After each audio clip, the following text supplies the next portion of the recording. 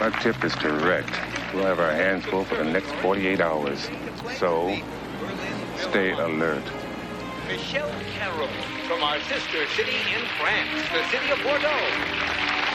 Michelle's family owns a small winery in the hills outside Bordeaux, and while she was raised on the rich red vintage of her homeland, she says she secretly prefers paler grapes from the Champagne region. What kind of a nut would want to kill one of these girls?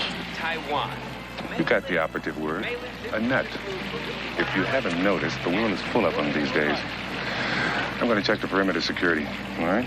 Gotcha. From our sister city in Switzerland, the city of Bern, Francesca Brigatti.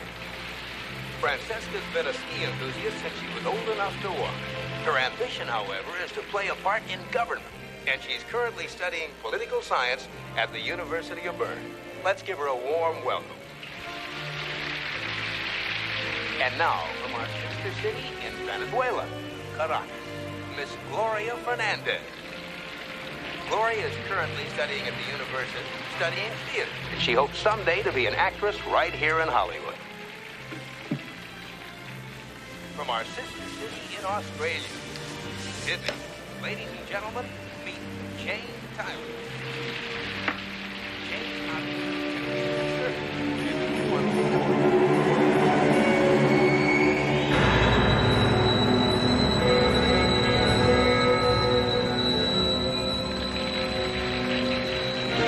From our sister city of Dublin, please welcome Megan Conway.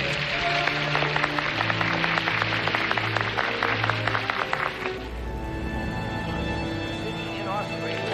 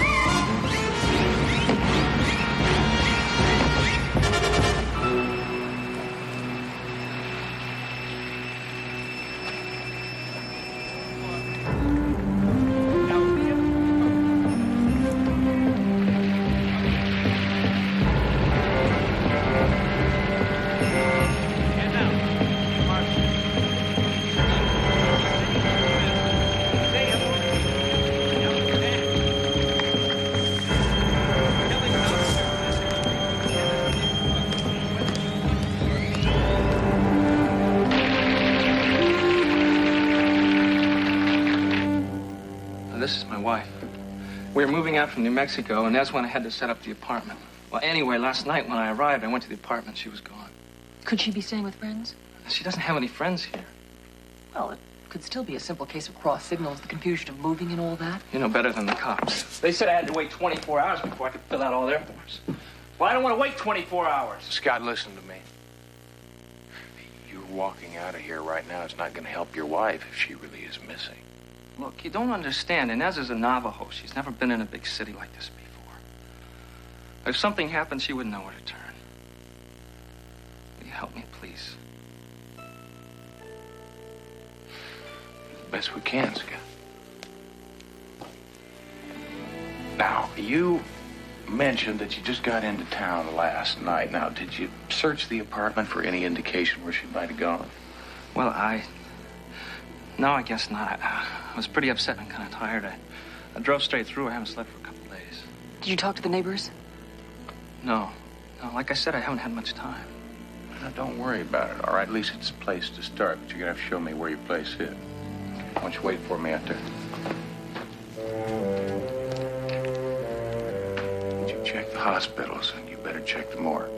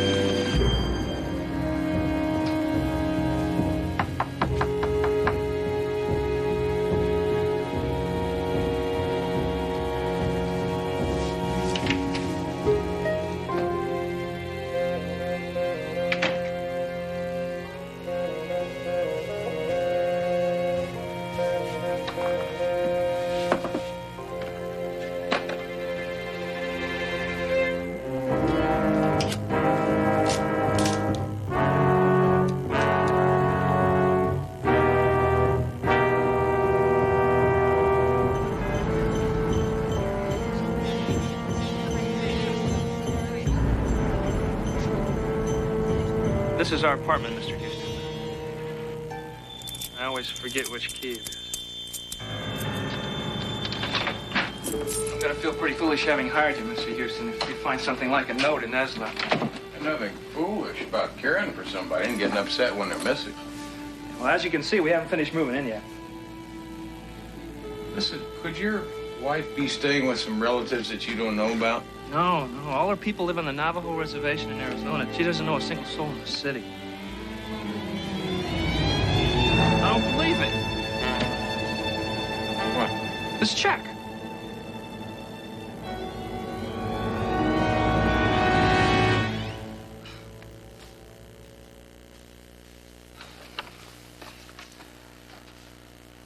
Did you know your wife had a job? She wasn't supposed to. She had an offer to work in an all-night market, but I was against it. Well, by the looks of this check, she started working for the Ready-Go Market last week. Great. Well, I still didn't explain why she's missing. Come on, let's check it out. Okay.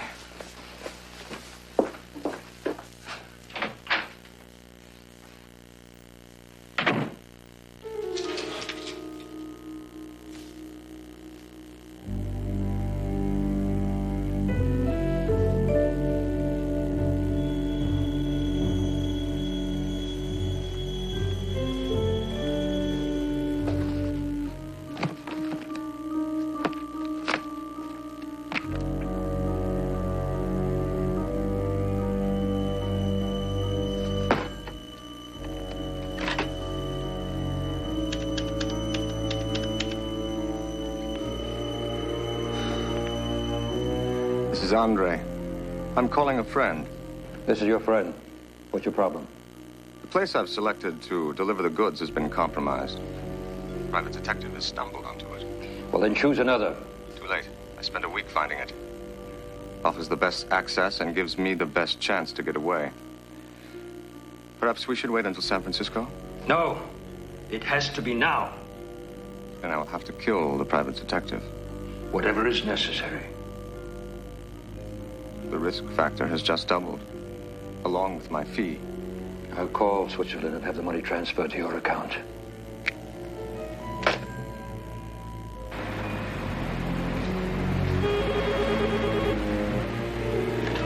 Houston.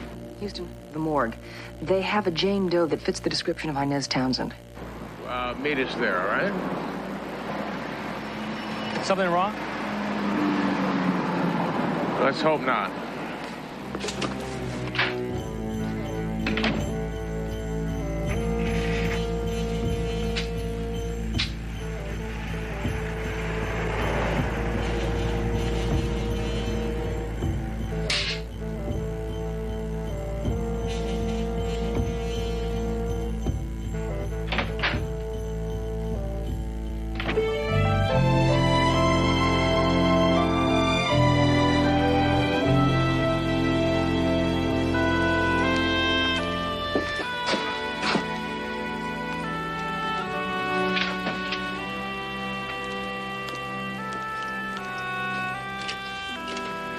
Why don't you take him back to the office? Fix him a big drink. He's got to get some sleep. What about you? I'm gonna go see Hoyt. Come on.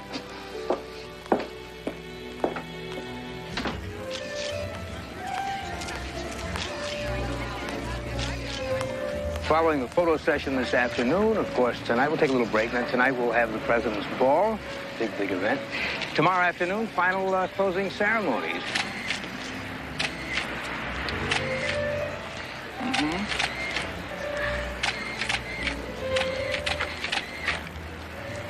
Thank you very much, man. Anytime. I heard. It was your client's wife that died last night, right? She didn't just die, Hoyt. She was brutally murdered. I'd like to know what the police are going to do about it. Right now, to be honest, not much. Gotta be kidding me. There is a monster loose out there. Don't you think I know that? There's only so much time and so many cops, and there's always too many monsters. Right now, I have different priorities. Such as? Such as every one of those girls by the pool.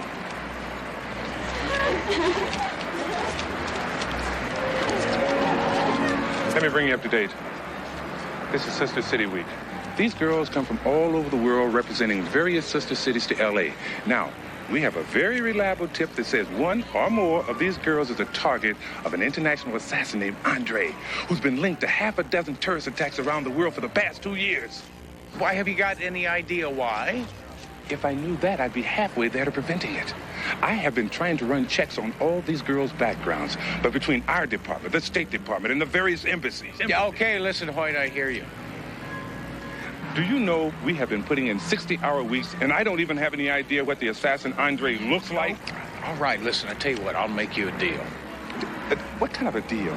You help me, and I'll help you.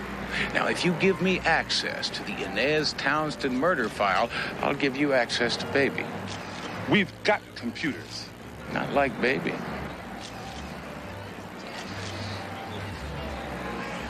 You got a deal. There you go. Nice shirt.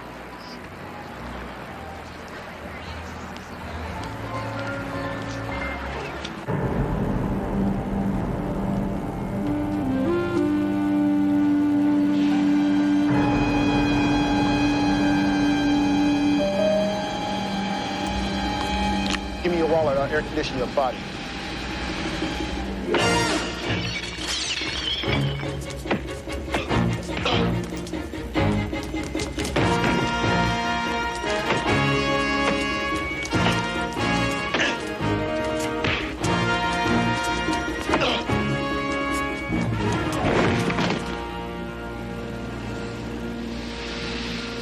Well, at least the day wasn't a total loss.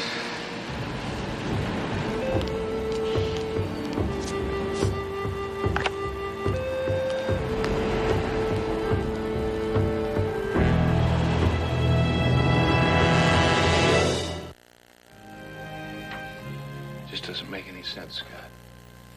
Hey, your wife was killed in the alley right behind your apartment for no apparent reason, no motive. This doesn't make any sense, Houston. The witness reports turn up 0. Now, Inez must have called out for help or screamed. Someone would have heard her. Why wouldn't they have told the police? It's not that they don't care. What and why? Well, there are mostly Navajos in that building. When a Navajo is murdered so brutally, they usually think it's the work of witches. Witches? Yeah, but not the kind that ride broomsticks. They're called chindi, or wolf witches. And they don't need a full moon to go on the prowl. They only a profitable reason to kill. You see, Navajos believe the only reason for magic is greed, accumulating money. Yeah, my dad was into Indian lore. He told me that these witches, now they can appear as normal human beings, right? Yeah, but sometimes on the reservation, if they really want to frighten people, they'll wear a wolf skin over their head and shoulders. Oh, charming. But the older Navajos, I mean, they're still rooted in the old ways. They're mortally afraid of them, aren't they? Afraid enough not to talk about? Among themselves, maybe, but rarely to an outsider. How about you? Because I was married to Inez. It's a shot. Tonight?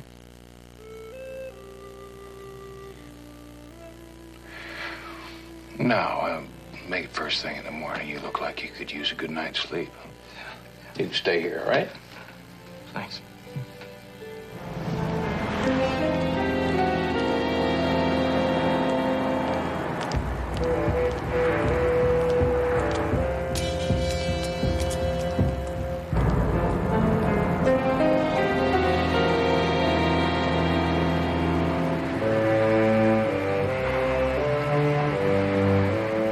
I'd really appreciate it if you could tell me what you saw or heard that night. If you're afraid of witches, please talk to me.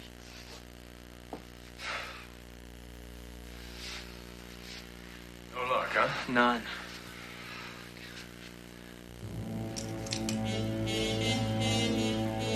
Listen, why don't you go upstairs and try? I'll finish up down here. I'll be up in a minute. All right.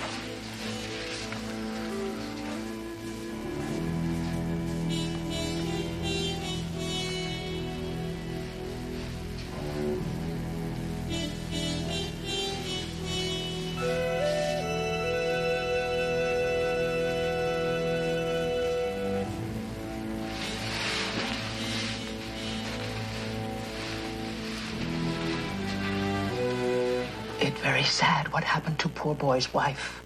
I would not know how to face him, but I talk to you. What's your name? They call me Mary Begay. What do they call you? Oh, Matt Houston. What happened to the girl, Mary? They say there is much bad magic around this place. A wolf witch. That is why Charlie Chuska go away. He lives down the hall. Charlie say he saw a Navajo wolf witch kill that girl. Well, if Charlie saw the wolf witch, why didn't he tell the police about it? Tell your law and order men. They laugh and call him a crazy old Indian. Well, you tell Charlie that I won't laugh at him. Now, you said he went somewhere. Where'd he go? Back to the reservation. Tuba City. I think you should take that boy and go very far away from here. The magic of the wolf is very powerful. It's no place for white men. Mary, I've never been very good at running away from things. Thank you. You be careful, Mr. Matt Houston.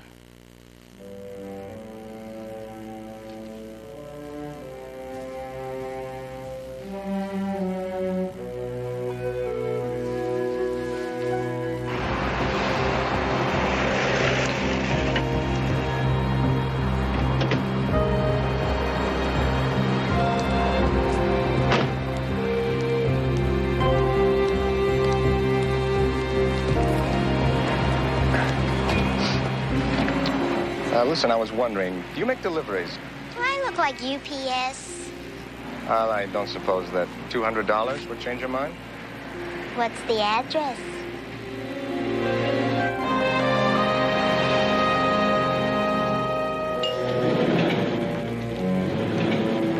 Delivery for Mr. Houston. I'll take it. No, my customer insisted that I deliver them to Mr. Houston personally. Okay, this way. Thank you. I am having a hard time believing that there is a wolf witch running around Los Angeles killing people. Houston, I have checked and maybe he's rechecked. If there's a nut out there clawing people to death for no reason, Inez is its first and only victim. Houston. Delivery for Mr. Houston? Flowers from a friend. He said you'd know why.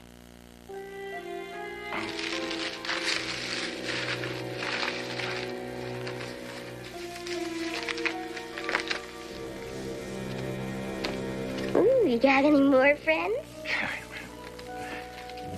Aren't you going to open it? No, go ahead. I'll tell you, it means one of two things. Inez is the first in a string of killings, or she was killed for a reason that we don't know about. No, I can't believe my wife would have done anything to make someone want to kill her. What? Oh, the note says goodbye. Down.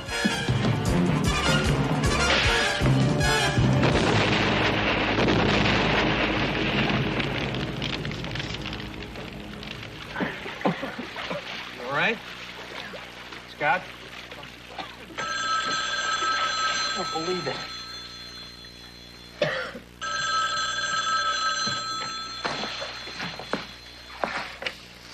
Houston.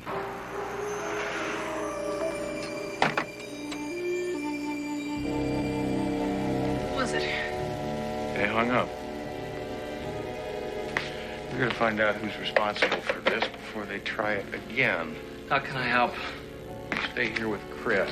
CJ and I try and find our flower girl. Come on. You all right? Yeah.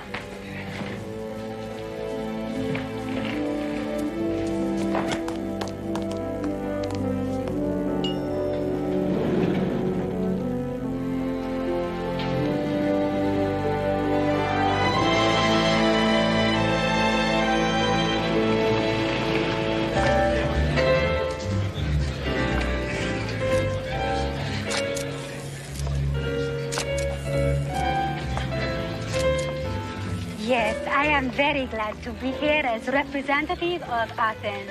And I hope one year, very soon, all of you come to visit us in Greece. Hey, after I give her a couple of more English lessons, she'll be speaking the language better than I do. Nice interview. Thank you. Excuse me, Fran. Hi. Don't go too far away, okay? I want to go over that speech a couple more times with you before the banquet tonight, all right? Okay. Good evening. Excuse me. Excuse me. Are you a reporter? No. No, I'm just an interested bystander. Oh. Well, have a good evening. You too.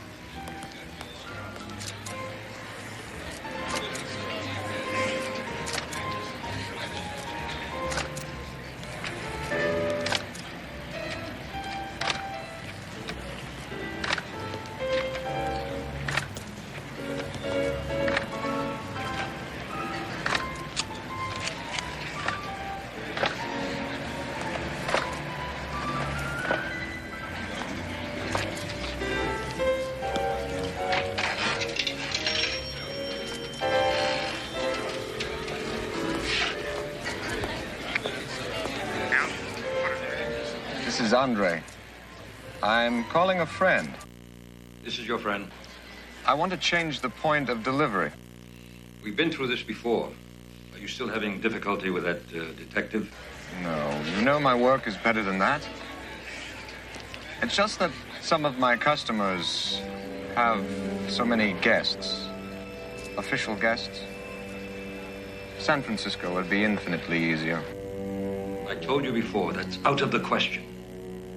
No one must know that your customers are targets.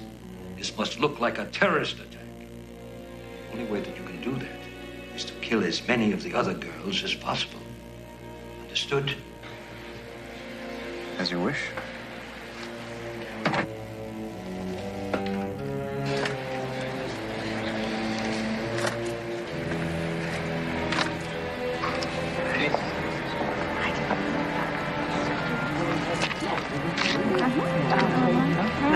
Hi, how are you? Good to see you again.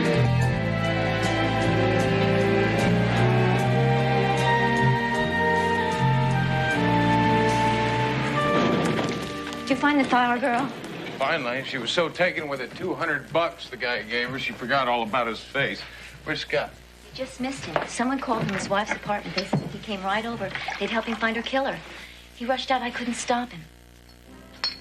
You get a hold of Hoyt. I don't care how busy he is at the hotel. You tell him I need some backup at the apartment. Houston, this is an obvious setup. I know, that's why I need the backup.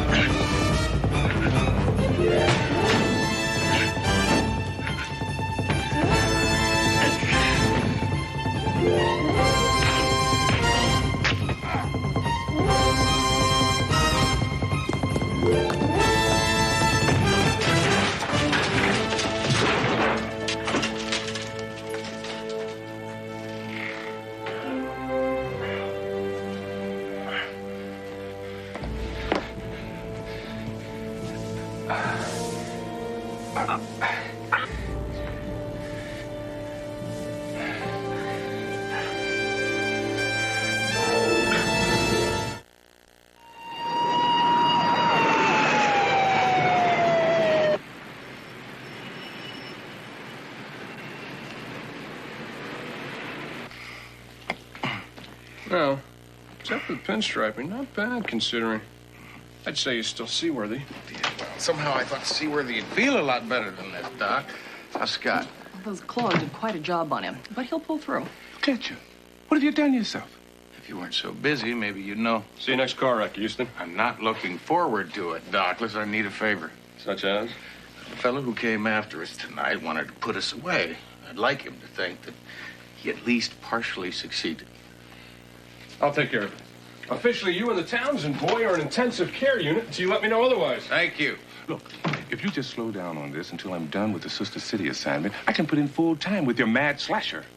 Appreciate the thought, Hoyt, but if I wait for you, I could be dead. Then why don't you lock yourself in your building and hire extra security? Bye, Hoyt. Say hello to the girls for me, would you?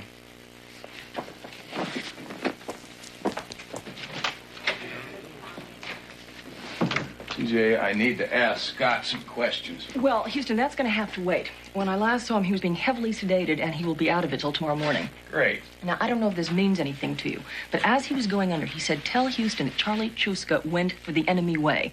Enemy way? That's what he said. Does it mean anything to you? No, but I bet it does to Charlie. Come on, let's put baby to work on it. Okay.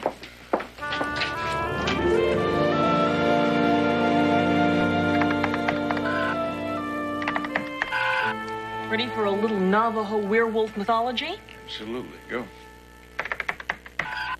Meet a Navajo wolf witch. That's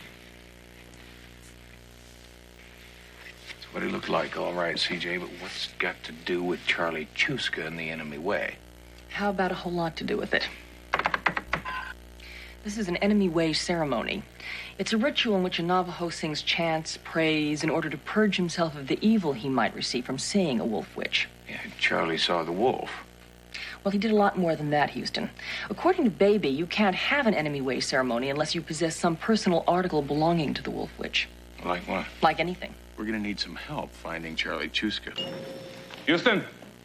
Houston! It's 3 o'clock in the morning. I have not slept in 2 days. I have my whole force out looking for an international assassin. You got me running around trying to track down a tribe of Navajo Indians. Want some coffee? No, I don't want any coffee. Any luck in finding Charlie in the enemy way ceremony? Against my best instincts, I tracked down an office in Tuba City who's got the information you're looking for. Hey, wait a minute. You're not going to Arizona at 3 o'clock in the morning, are you? As soon as I pick up Scott at the hospital. Well, what about your part of the deal? I mean, Baby tracking down the girls. She's working on it, doing the best she can.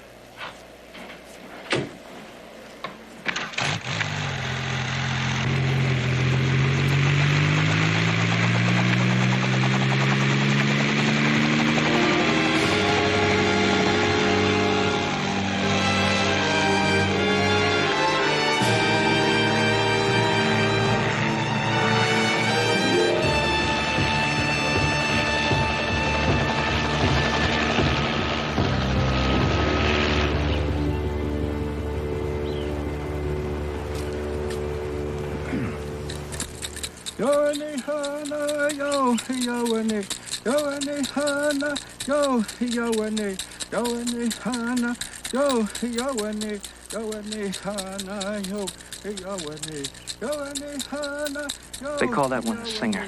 The one he's chanting over must be Charlie Chuska.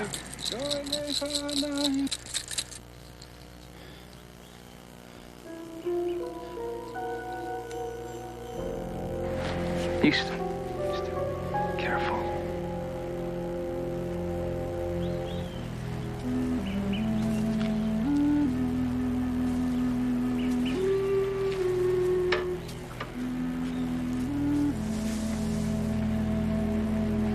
Charlie Chuska.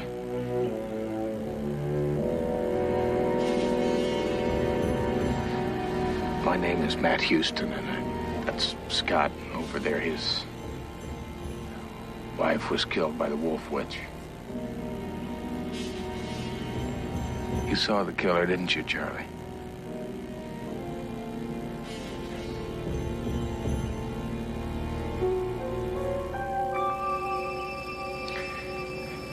Is that the personal article that you found of the killers?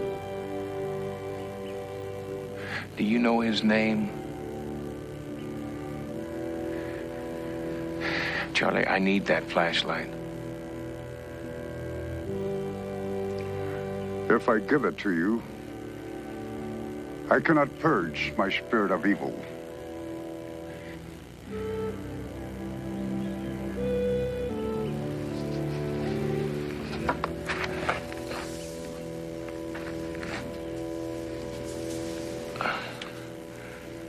Are you a Christian? Yes, I am. Would you endanger your immortal soul?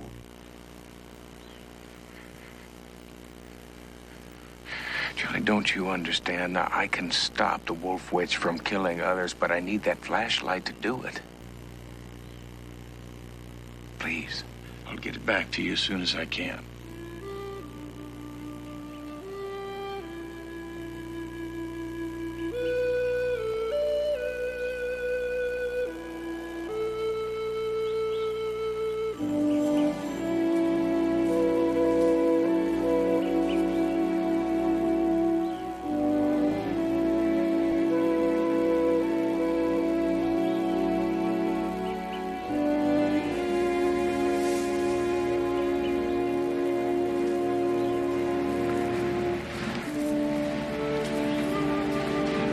Thank you.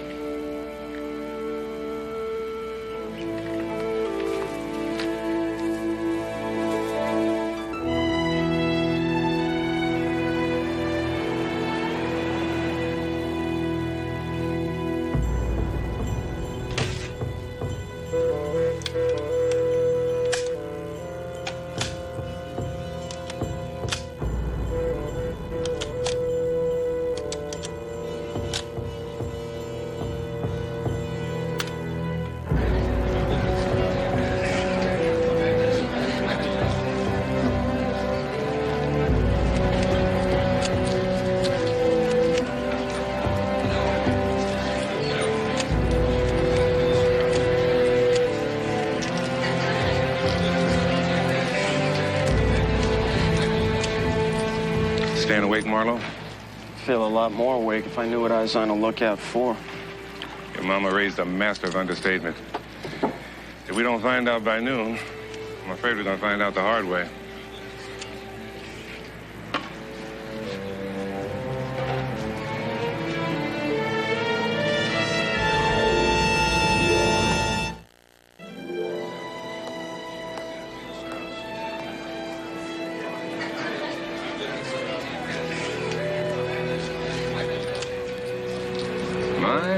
My, what pretty eyes you have. Thanks. But I haven't spotted anything yet. Well, just keep a lookout.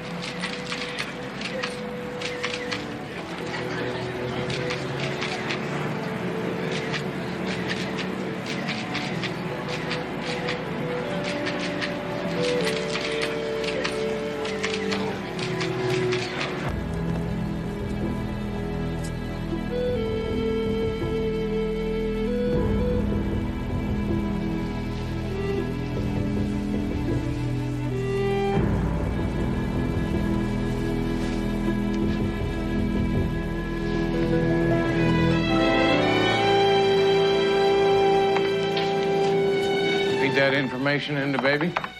I sure did. Fingerprints from the flashlight. One set belonged to Charlie Chuska. Here's your wolfman, Houston.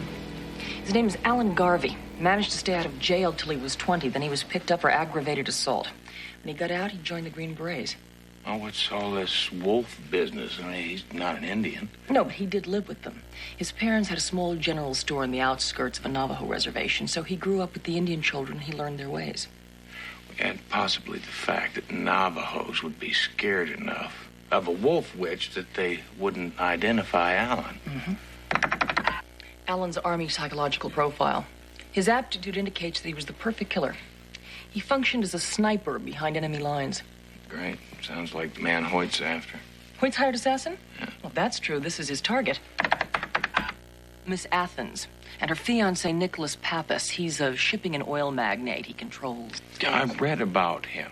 Yeah, he's got 60% of the family stock in the company. However, Nicholas has an ambitious uncle who wants to take over.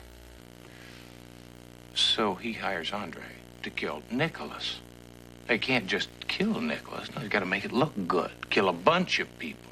Make it look like a terrorist attack. Well, why would he kill Inez Townsend?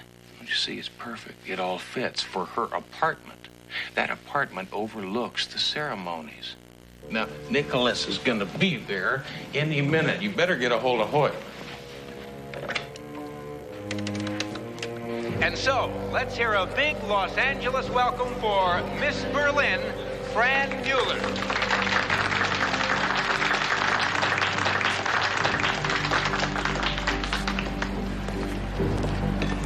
That's it for now, folks. We're going to take a short break.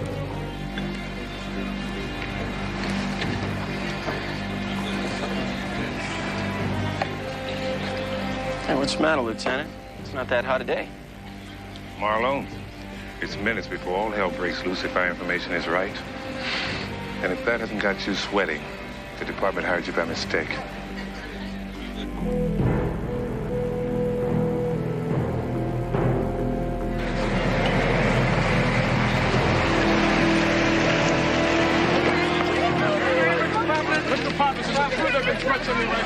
No, those are just rumors.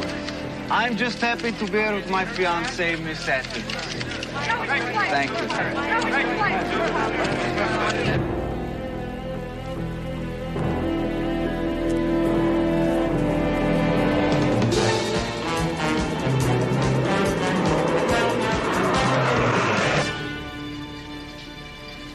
And from our beautiful sister city of Mexico City, Miss Maria Delgado.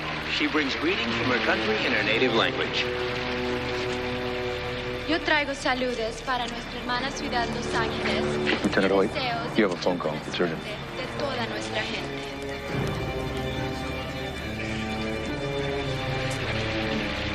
And from the sister city of Athens, Greece, the cradle of Western civilization, Miss Althea Nikopoulos. And her escort, one of the leading citizens of Greece, her fiancé, Nicholas Pappas.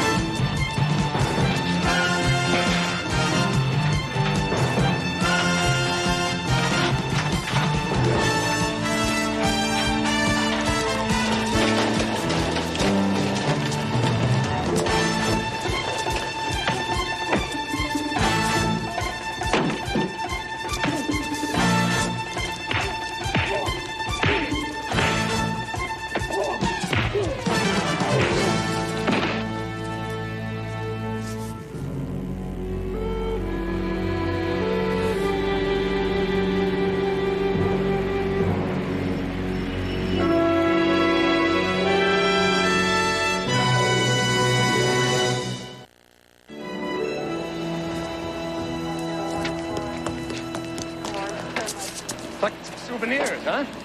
Go ahead, sure, be my guest. But I'll be back to get them from you real soon. I don't think so, Andre. I mean, you've got the death penalty waiting for you. Get him out of here. I'm a chindi, a wolf witch. A chindi, Houston, is beyond death. You're off the reservation now. Your magic doesn't work anymore. You and I both know that you are just a sheep in wolf's clothing.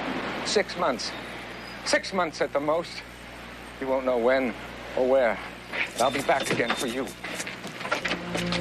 Some of his records arrived after you left. In the military, he'd been incarcerated in maximum security on 2 occasions.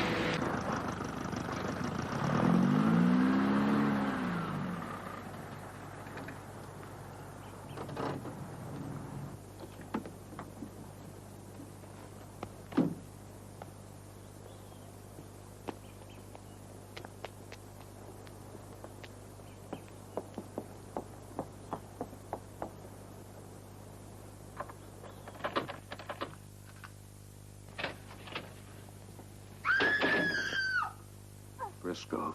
Where is Briscoe? I do not wish to harm you. You must tell me, where is Briscoe?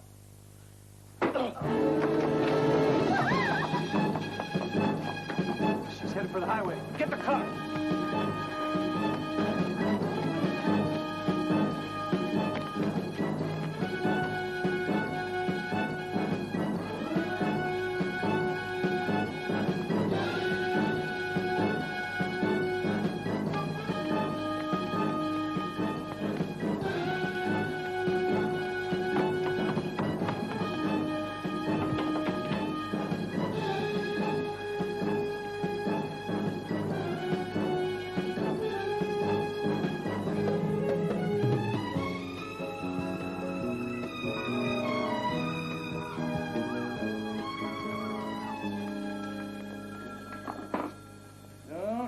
Think about it, CJ. Last time I went fishing was Lake Geneva, 66.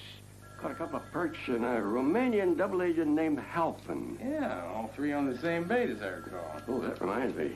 Almost forgot my lucky lure. Houston, it could be important.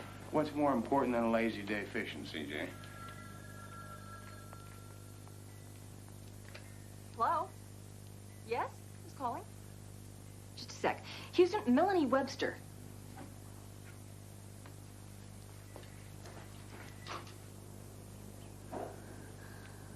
Oh, hurry, Houston. Mel? Houston, you do remember me. Of course, how can I forget? Houston, I'm so frightened. There are two men after me. Slow down. Oh, Houston, they broke into the house. I ran. Well, look, where are you? I'm at a bar on Troutdale Road, just off Yucca Canyon. Look, I'm only 10 minutes away. Now you just stay put, all right? I can't stay. They've spotted me. There's a shed across the road. I'll meet you there. Hurry. Trouble? Yeah, and if I know Melanie, she's in a heap of trouble. Come on.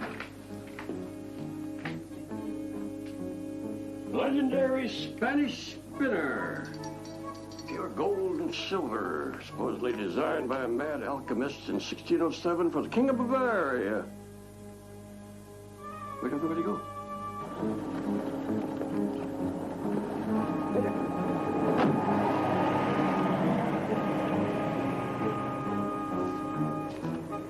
Is this Melanie an old girlfriend of yours? No, an old friend from high school. She was varsity cheerleader, homecoming queen. You know, practically the whole football team had a crush on her. But she had a crush on you. Well, no. Come to think of it, she had a crush on the whole football team. And the basketball team and the baseball team. Houston, Yucca Canyon. Right.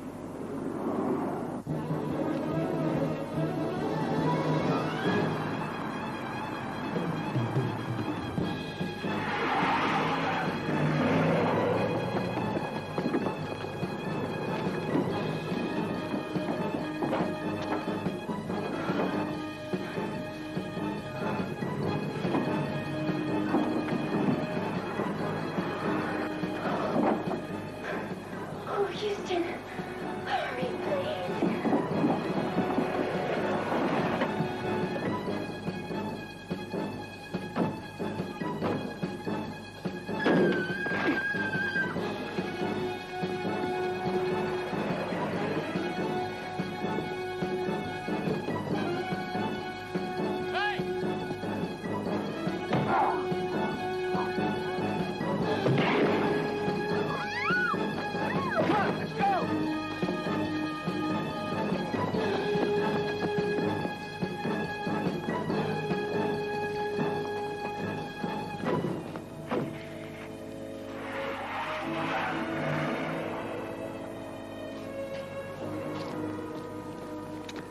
No? Oh, Houston, I must look awful. I called an ambulance. Look, what's going on, Mel? Don't let them get John. Don't let them get him, please. Who's John? John Briscoe. My pot of gold at the end of the rainbow.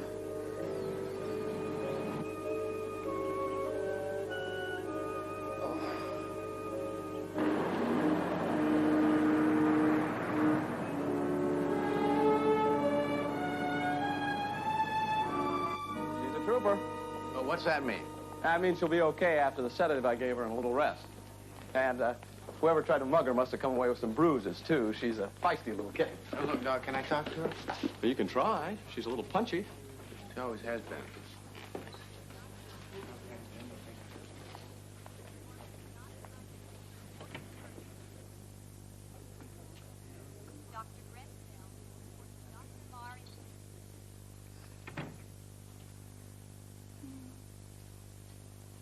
My white knight, just like old times. Wife? Friend. Hi, I'm CJ. Hi. Melanie, the men that were chasing you, do you know who they are? No. I think they want to talk to John. Briscoe. But, why? I don't know. Well, where is he? I don't know. Don't let them hurt him. I'm in love with John. Who is he, anyway? I told you. My pot of gold at the end of the rainbow. Look, Melanie... Houston, will you go back to the house and get my things? I don't want to go back. I'm too afraid now. Yeah, I can do that for you. But look, you gotta answer some questions for me. Are you wearing blush? Or are your cheekbones naturally that high?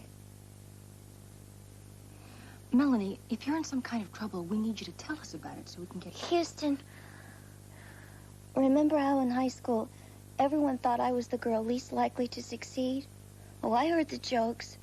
When they're handing out brains in heaven, I was getting seconds on body. Well, they were wrong. My ship has finally come in. And John Briscoe is my big chance to be somebody.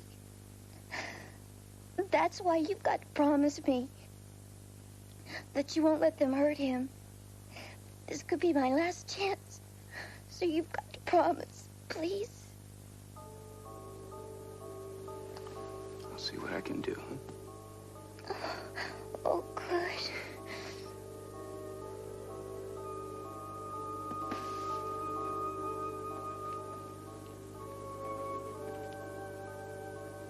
Houston, tell me the truth. How many last chances has she really had? More than the state of Nevada.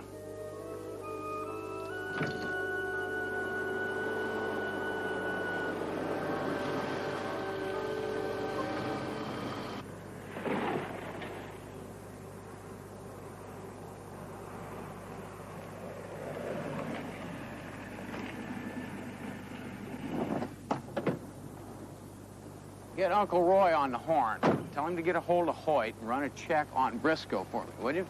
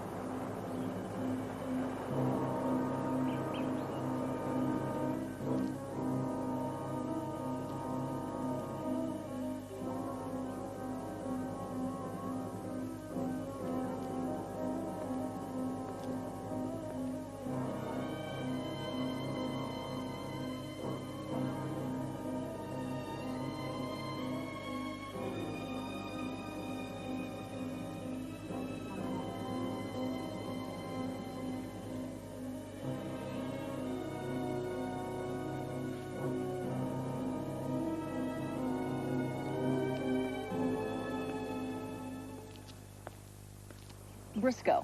Briscoe. We know he was in Las Vegas until a couple of days ago, and other than that, I don't know what to tell you. Well, I guess one kind of fishing is as good as the next. I'll see what I can find out. Thanks, Uncle Roy. Talk to you later.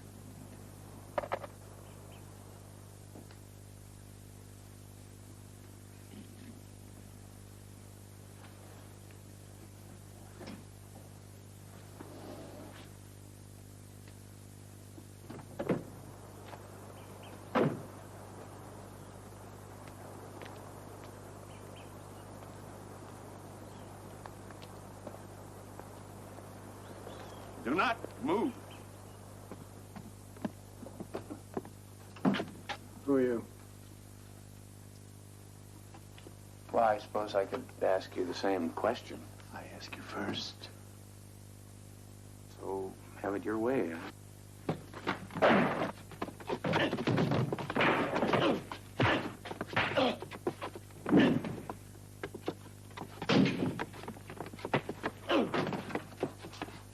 Not a good idea. Who are you? It sounds familiar. I think I just went through this whole routine. I assure you, this is no time for jokes. I'm a friend of Melanie Webster's. I caught him taking those suitcases. Search them. Right. Where's Briscoe? I don't know anybody named Briscoe.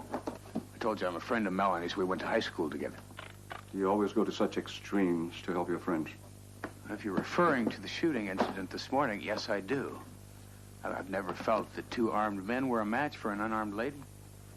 Nothing here. Search him. What are you and this woman doing here in Briscoe's house? Why don't you just let her go, huh? I'll tell you my whole life story. This is it. Houston, private investigator. And what are you investigating, Mr. Houston? I'm not investigating anything. Now, what's it take to get through to you? I told you I'm a friend of the lady's. I came to pick up her luggage. Get to the point. There is no point. Now, you fellas put her in the hospital. If you get trouble with some Briscoe fellow, that's your problem, not mine. All right. Which hospital? Woodland Memorial.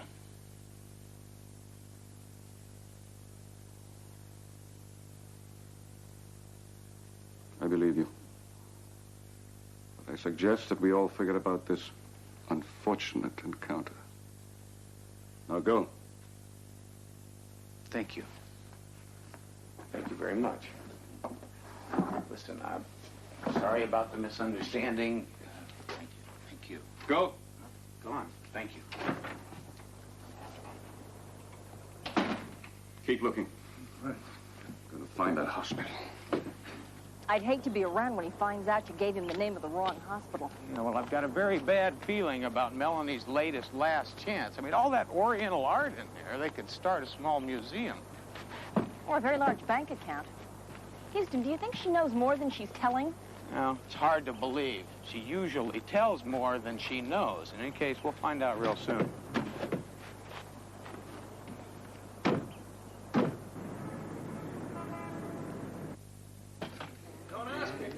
I didn't check her out. I wanted to keep her overnight for observation. Why did you let her go? I didn't. She conned one of the nurses, grabbed a cab, and then she vanished. Hey, we can't tie them down, you know. Although sometimes I'd like to.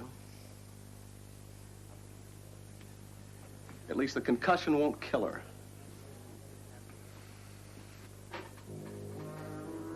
There's a couple fellas out there who just might try.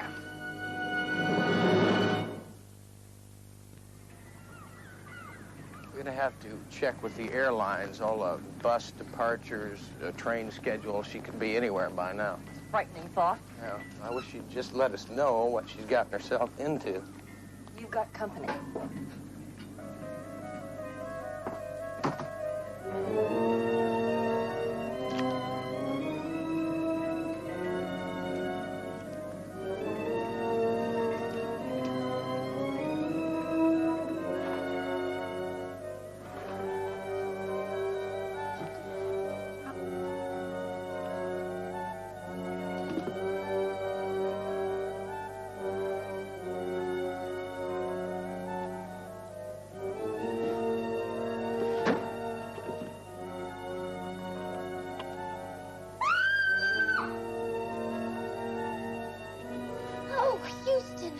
I thought you were a prowler.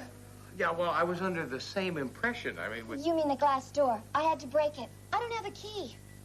Hi, CJ. You look terrific. Melanie, we were at the hospital looking for you. Oh, I couldn't stay there. I was too afraid they'd find me. Oh, you brought my things. You're a doll. Look, Melanie, I think it's about time that you did some coherent explaining. Oh, boy. The two men that were chasing you, they were at the house that you sent me to. I bet they were. That's why I didn't want to go back and get my things. And when I went to get the car, I didn't dare even look inside the house. Melanie, what do they want? Something that belongs to John. They have no right, it's his. They're trying to take it away from him. They're very greedy. Ah, look at that spot. Who's greedy? What do they want? I don't know. I think you better start at the beginning. Oh, as soon as I get into something else. Okay. I met John Briscoe, about 2 weeks ago in Las Vegas. I was working cocktail waitress. Right away, I could tell he was class material.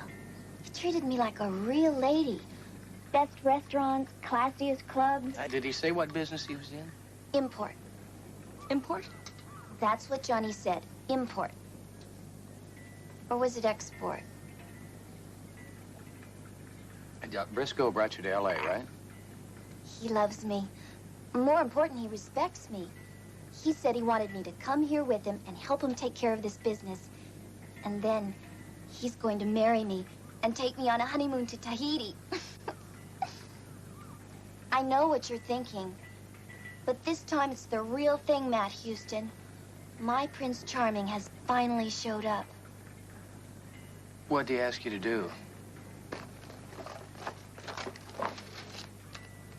I'm supposed to go to an auction at the U.S. Customs Impound, Port of L.A., and then I'm supposed to buy one of the things they're selling.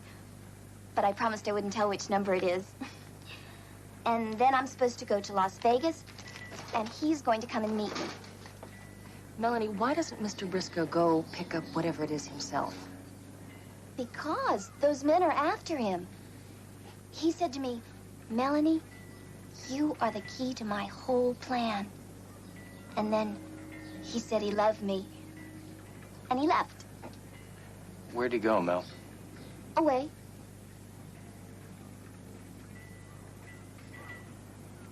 Well, why don't you just stay here, Melanie, and relax. CJ will keep you company, all right? Where are you going? I'm gonna try and sort this whole thing out. Have you done something with your hair?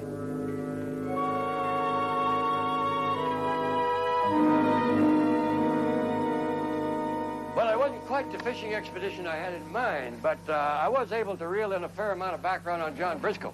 Now, why don't you go ahead and start unreeling, Uncle Roy? As expected, Melanie's Prince Charming is not quite the catch she thinks he is. Well, he's her type. He's male. Also an ex-con, or perhaps I should say AWOL con. He escaped from Leavenworth Prison recently, just 3 weeks before he was due for parole.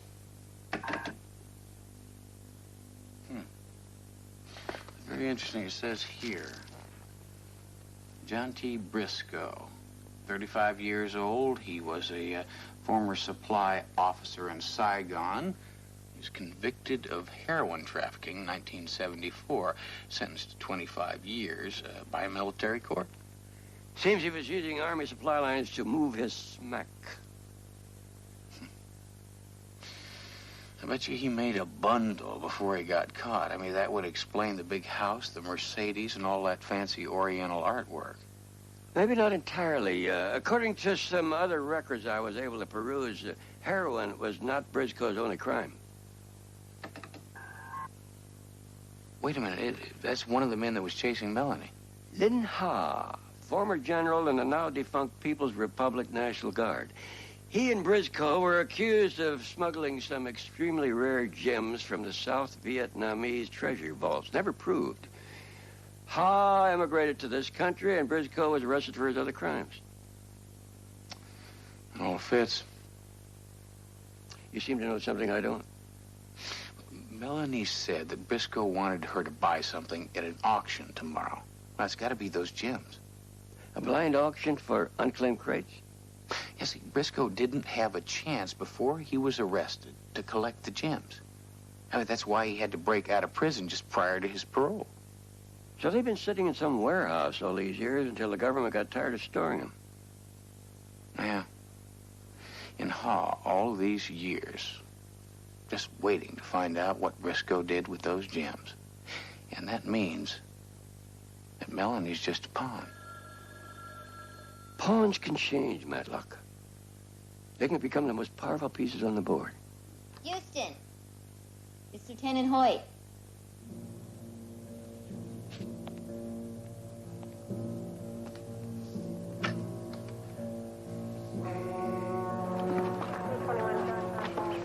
A couple of hikers saw the accident. Station wagon went over the cliff, exploded on impact. We found a body in the back, under the fold-down seats. Car was stolen in Vegas 3 days ago. Sure it's Briscoe? Found the wallet. Pretty charred. It's him, all right. Our sources tell us that he had a girlfriend with him. Pretty blonde girl. You wouldn't know her. Should I? Don't get cute, P.I. Your Uncle Roy called. He wanted to know if Briscoe had a record. How much do you know? Less than I'd like to, Hoyt. I suppose if I asked you what your interest in Briscoe is, you'd claim client privileges. That's all I can do for now. This is murder, Houston, with a lot of malice and forethought. Don't keep me waiting too long. There I was, in the back of a Rolls Royce, wearing nothing but a mink coat, and staring into the bluest eyes of this hunk of a tennis player. And all of a sudden, the door flies open, and this shrew drags him out of the car, screaming at him. His wife. Yeah, I was that close again. Houston, you're back. Just in the nick of time. Excuse me, I think I have a rendezvous with an aspirin. You're not leaving. I'll be at home if you need me. So thank you very much.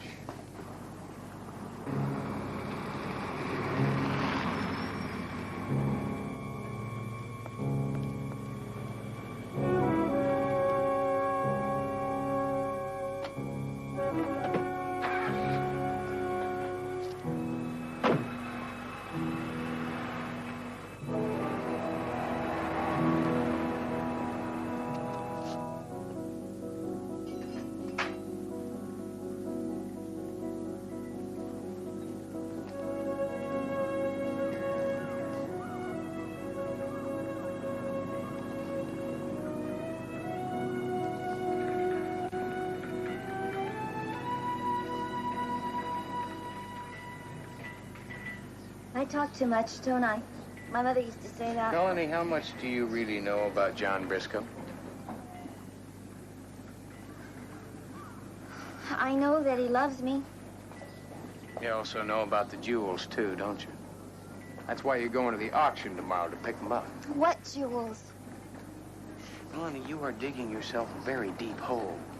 John Briscoe is an escaped convict. He's a drug smuggler. He told me that people would make up terrible stories about him, but that I shouldn't believe any of them. Houston, he loves me. He wants to take me away. Do you know how long I've been waiting for a man like that? I'm not very good when it comes to men. I guess practice doesn't always make perfect. Melanie, the police found the car you pushed off the cliff this morning. But they weren't supposed to until... Well, I guess it's all right. John knew they would eventually. He told you to do it? Yes. It was all part of the plan. The one that I'm the most important part of. He told me to go push the car off the cliff and go back to the house, get my stuff... Melanie, why don't you just wake up? The police found his body in the back of that car. But there was no body.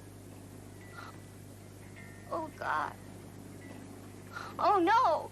No, I didn't... The police think that you killed him, Melanie. Me? Why would I want to do anything to hurt John?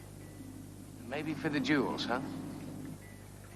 I never cared about the jewels. I loved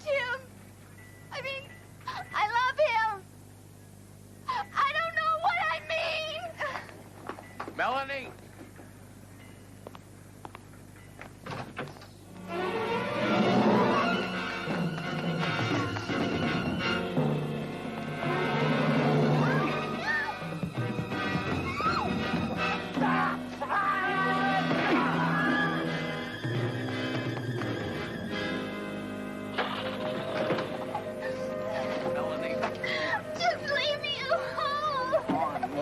I believe what you're telling me is the truth, but I think I know who's behind all this. Now, you gotta trust me. I'm through trusting men. Oh, I'm gonna get my purse.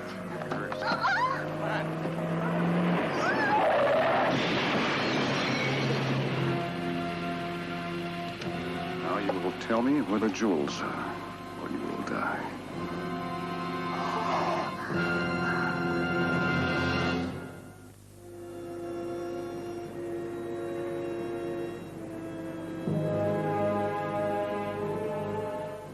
I'm not going to tell them about the auction. I suppose you want to be shipped out of here as a party favor? I promised John I wouldn't tell anyone about it. Told me about it. That's different. You're one of the good guys. Oh, Melanie. Come on, this is not a Western. Nobody's going to ride in here on a white horse and whisk you off to safety. Especially not John Briscoe. You don't have to remind me, Houston. I know he's dead. You're not listening to me. Read my lips. John Briscoe is very much alive. What are you talking about? You are being used. I don't think I want to hear this. Look, you said it yourself. Now, John Briscoe had a plan. You're a part of that plan. Tell me the truth. Now, if you were John Briscoe, would you trust Melanie to not talk about it at all? Yes. No, Melanie. Don't you understand? You are a decoy. Everyone's following you around. They think he killed John Briscoe to collect the jewels. That leaves him free to do whatever he wants to. Melanie, please, tell him where the jewels are.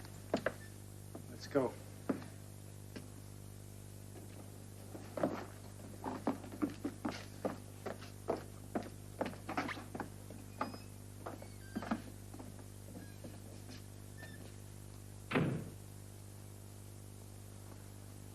So, is this where you pass out the party hats and the horns? I expect soon to have a going out of business sale. Why? I think this place is kind of nice. Nice. This nice? Spend my days blowing up balloons for screaming brats. All because your boyfriend cheated me out of a fortune. Yeah, a fortune that you made off innocent people. I was an important man in Saigon, Mr. Houston. I earned it. Besides, there was no innocence there. It was every man for himself. What are you going to do to us? It all depends on what you tell us about where the jewels are. We're not telling you anything. That's extremely foolish. All right, look. Briscoe shipped the jewels over in a crate. Now they're going to be sold at a blind government auction. When? Tomorrow morning. Which item number? I don't know that. I don't think that's the answer Mr. Ha had in mind. Well, it's the only one I've got.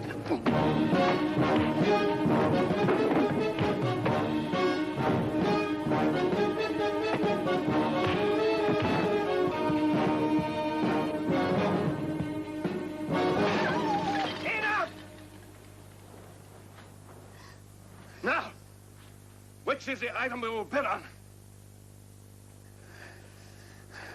I'll take you to it.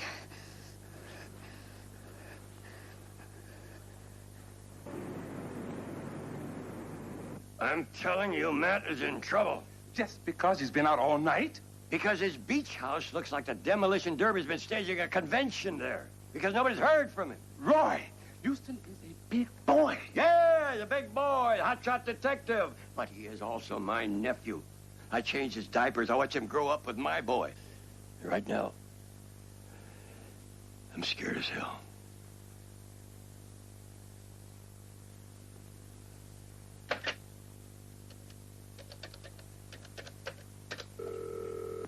This is Hoyt. Put me through to the captain. I don't care if the commissioner is in his office. I have a friend that needs help. Sold to the gentleman for $200. Next item up is number 577.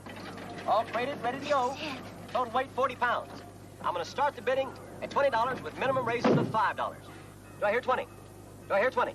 I got 20. Need 25. Come on, 25. There's $25 right there. Need 30. Come on, 30. Come on. There's $30. We need 35. $35 right back there. We got 35. We need 40. There's $40. We look for 45. Want to go 45? We got 45. Looking for 50. We need 50. Come on, 50. There's 50. Double five, twin five, double five, double five. Double five's back there. Looking for 60. $60. $60 here. We need 65. Come on, 65. Don't let it happen for $65. We need 70. Come on, 70. We need 70. There's 70 back there again. $75. We need 75. There's 75. Looking for 80. Looking for 80. Come on. Looking for 80. We got 80. $85 right here. We need 85. There's 85 back there. We need 90. Come on, 90. Come on, 90. No 90. No 90. Sold to the gentleman for $85.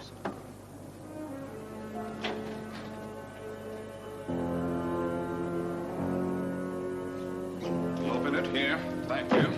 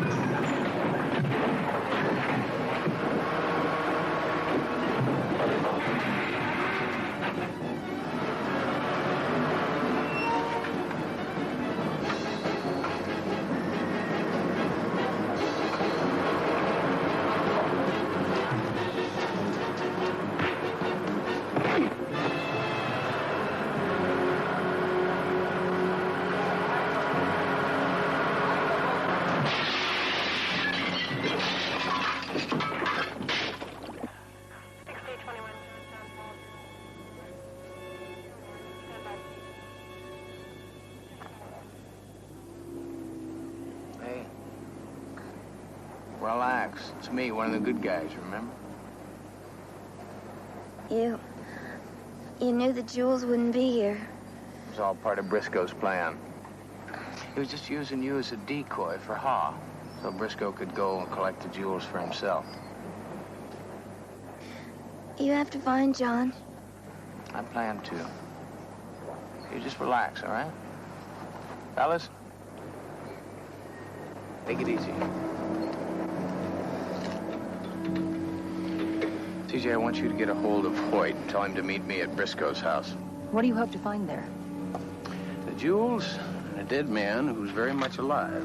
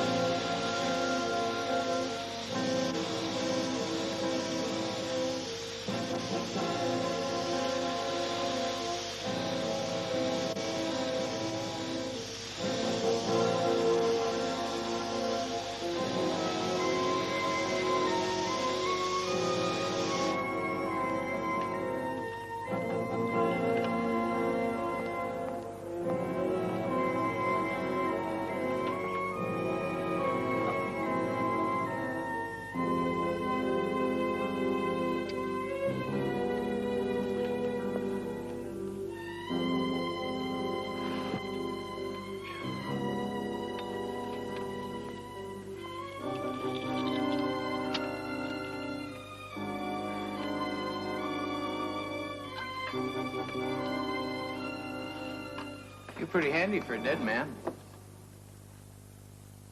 Matt Houston? Well, it appears that everything Melanie told me about you is true. She also tell you how I feel about sleazy con men who mess up other people's lives? You know, somehow that never came up. Hey, come on, Houston, be reasonable. There's enough money in these jewels than one person could ever need. What do you say? Partners? Like you and Ha, huh? We're losers. All losers. What about Melanie? Melanie. Sweet Melanie.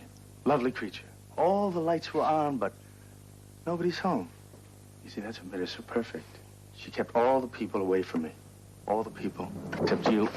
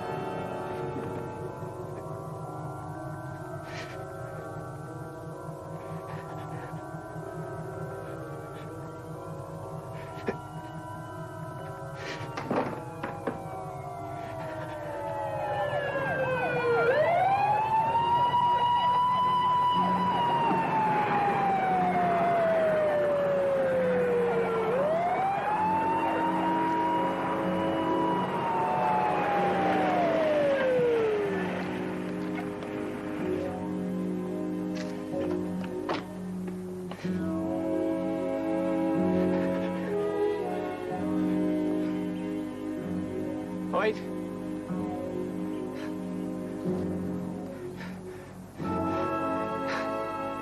Good to see you.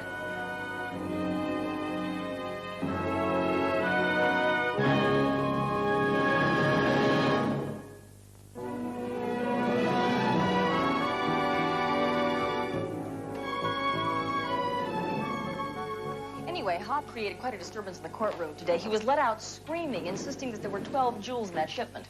So? Well, there were only 6 that were found. Sounds like an accounting problem to me. Just picking up a few last-minute things for our fishing trip. Uncle Roy, I thought we canceled the fishing trip. I didn't. You did.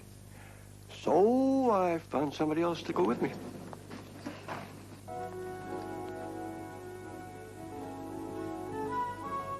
Oh, Roy. Coming, dear. She has her own boat. I told you it was my lucky lure. Yeah.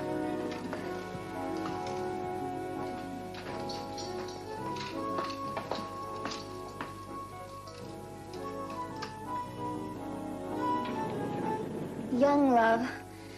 It's nice to see people can still be happy. I guess I've made your lives miserable. Created a mess, then dragged you through it. All because I wear my dumb old heart on my dumb old sleeve. Well, anyway, I'm through with men now. I guess my ship is permanently out to sea. Well, maybe your luck is changing, huh? What's this?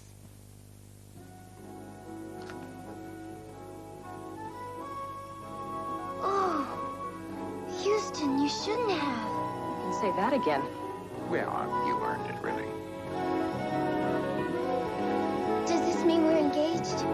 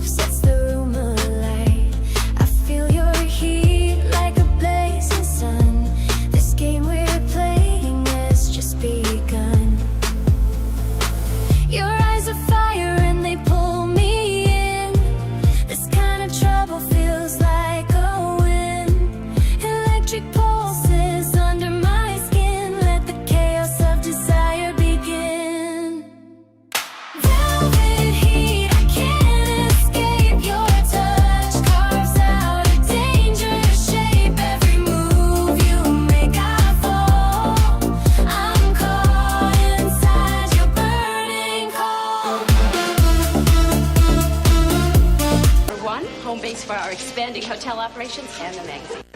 Club number 2 is under construction as we speak on Maui, and with any luck, it'll be ready for next year's contest. Maui. I don't know about you girls, but I'm definitely entering next year's contest, too. So am I.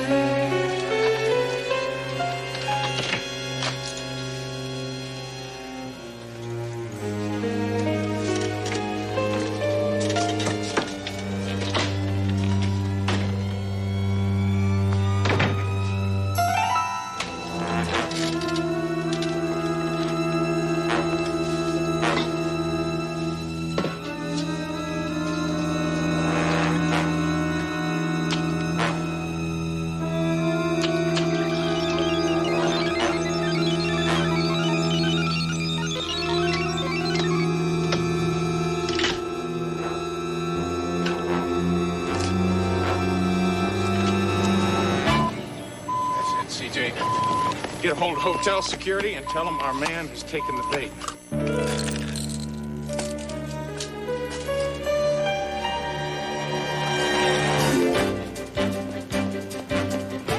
This is all so very exciting, and you beautiful women so perfectly typify what we here at Southern California Club are working so hard to do.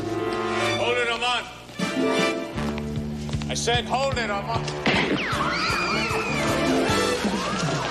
Sorry, stay down.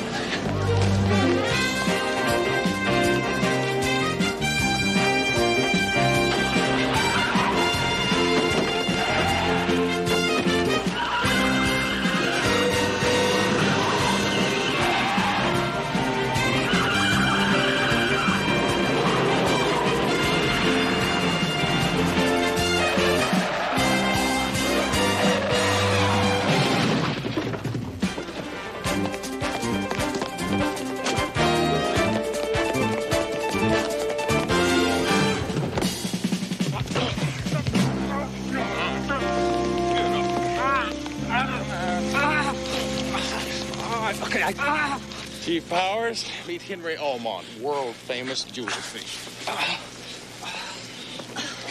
Presenting the Chapman collection. By the way, Lieutenant Hoyt and the city police are on their way here now. Good. Take him to the office and hold him until the police get here. Nice job, Houston. But I still say Nikki is wasting her money having you here. I could have caught Amont if I'd had the chance. Oh, there's no doubt about it. Tell me something. How did you know Amont would strike today? Oh, it's very simple. CJ's going on vacation. What? A vacation to Acapulco. If Amon had stolen those jewels, it would have blown my airline reservation. That's very disappointing. Very. Yeah, that's why we had to figure out a way to speed him up. You see, Mrs. Chapman was scheduled to stay in town with her jewelry collection for one more month. Now, Henry Almont knew that, so he was biding his time. But last night at a dinner party, Mrs. Chapman decided to return to New York with her gem collection tonight. It's exactly what I told her to say, and that would force Amon to make his move today. Game, set, and match, Mr. Houston. Adios, senorita. Ah, gracias, senor. See you in 2 weeks.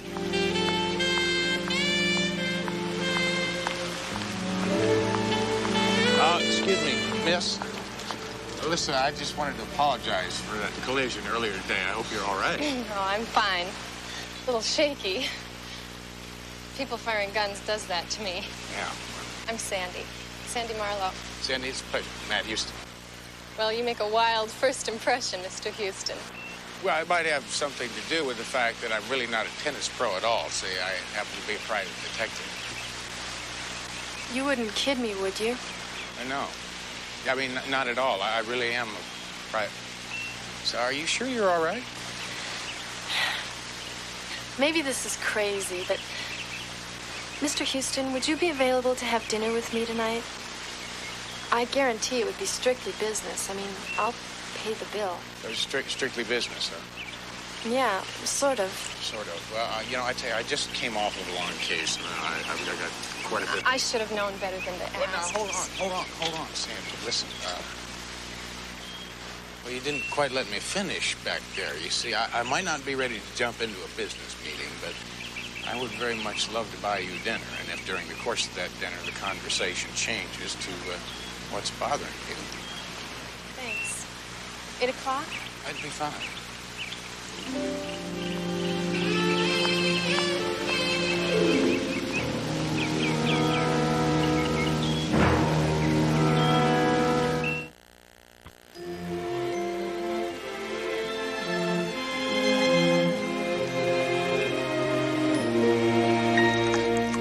Thank you.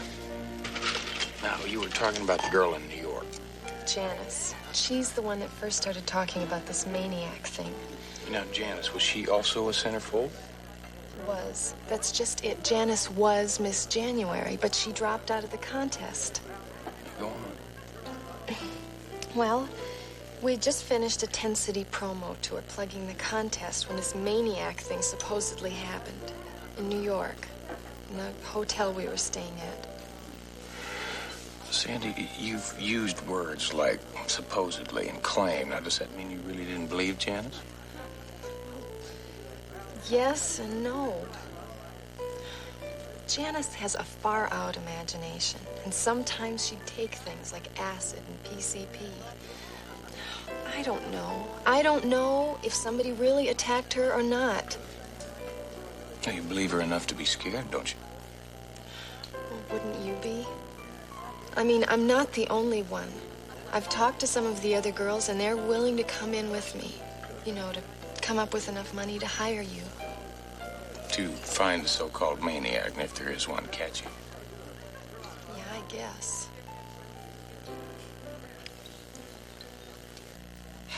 And for my money, you can start with that creep over there.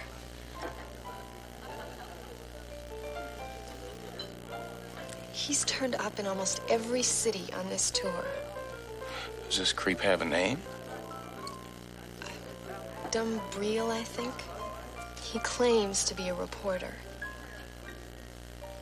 Excuse me. Mr. Dumbrell? No, wait, no. Mr. Dumbrell.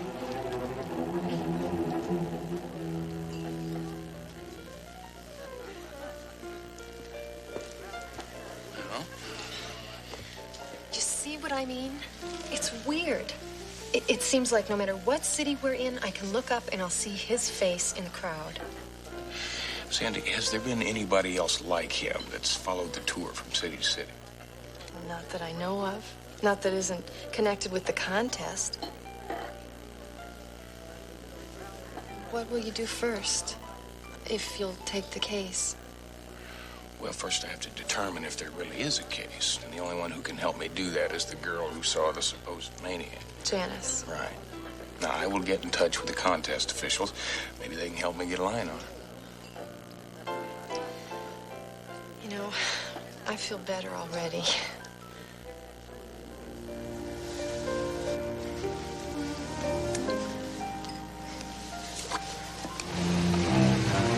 CJ, thanks for coming back. I'm sorry about your Acapulco vacation. Could you hang on for a second?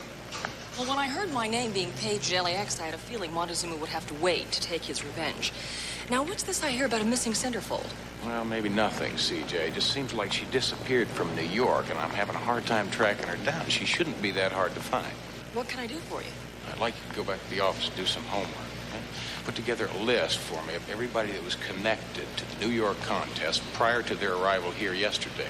They all stayed at the same hotel in Barrington. You got it. Where will you be? I'm going to be here. I'll have a little chat with the management, see if we can come up with a similar list. Thank you.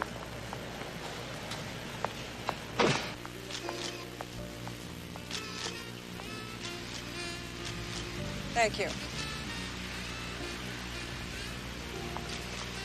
To my husband, may his new Broadway show rise to the heights and remain there forever. Dina, you have to start with the booze so early. It's much less harmful than that stuff you put up your nose. Besides, who's paying all the bills? Did Variety print your story? Oh, yeah. Yeah, they printed it.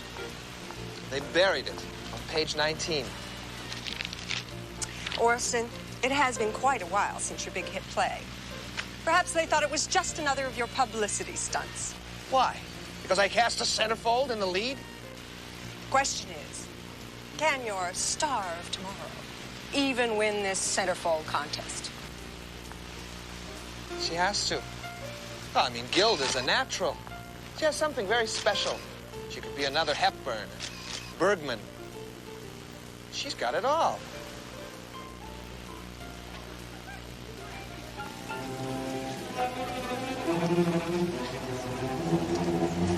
Hi, here's Sandy Marlowe. I'm Lenny Dumbrill. Look, I know who you are. Just stay away from me, huh? You can't talk to a member of the press that way. Press? You're a weirdo who hangs out at beauty contests. I'm a freelance photojournalist. Who's never had one story published. Now leave me alone or I'm gonna call security. That won't be necessary. I believe the lady asked you to leave.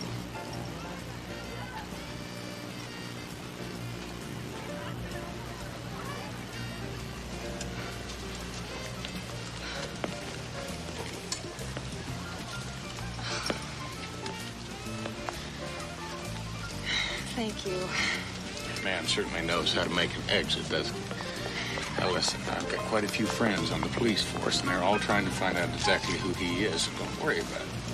Did you find Janice? Not yet. She left New York 2 days ago, but so far she hasn't showed up at home. But just don't worry about it. We're going to find her. I really feel safe when you're around. Okay, Val, honey, that's it. Excuse me, Sandy. Baby, you're up. I gotta go. Oh, let's see. You have time for a drink, lady? Meet me in the bar in an hour.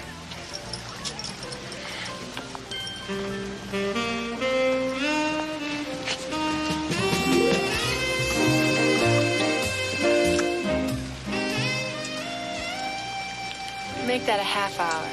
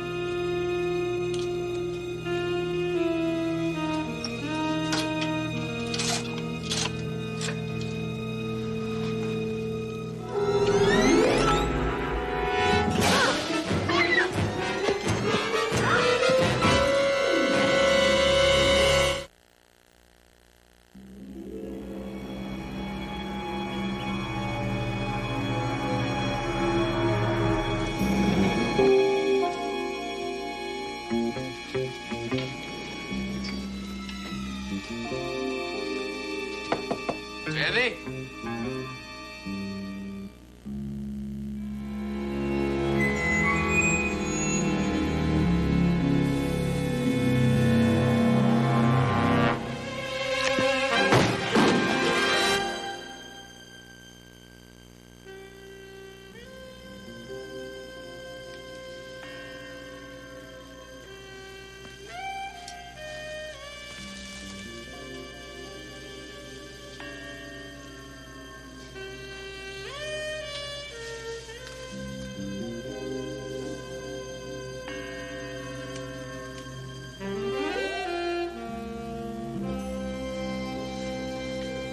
All I can say is this wasn't my fault. If that girl thought she was in trouble, she should have told me.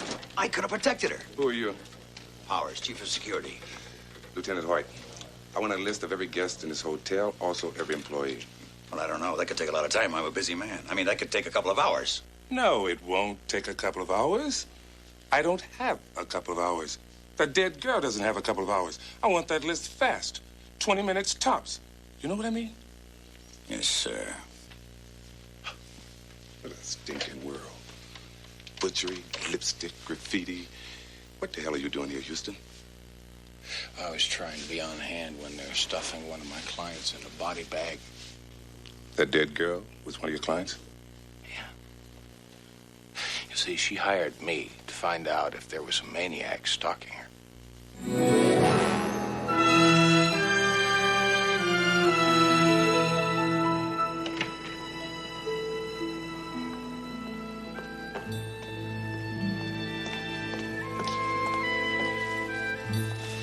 Houston, are you all right? Yeah, I'm just thinking, CJ.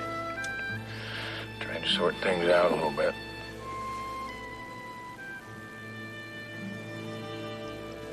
It wasn't your fault. She trusted me, CJ. And you did everything you could. Did I? She was scared, now she's dead. Houston, her best friend is here, the girl you wanted to talk to. She's waiting for you in the office. I'll be in a minute.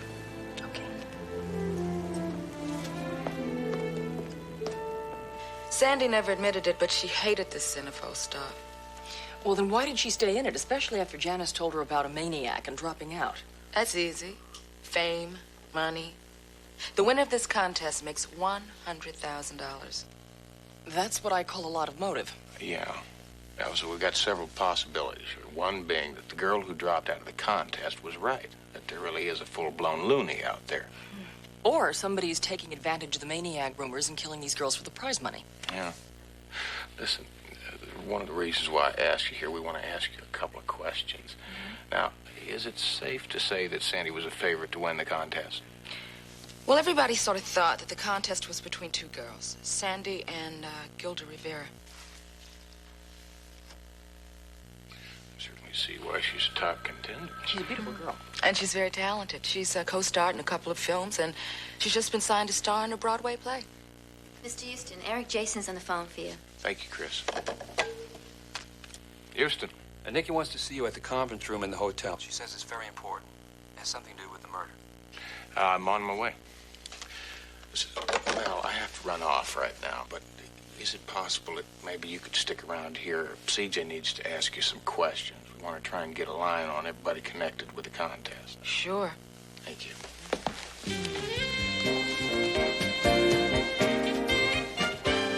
You know, Houston, you and I are an awful lot alike. Shakers and movers. Pulled ourselves up by the proverbial bootstraps.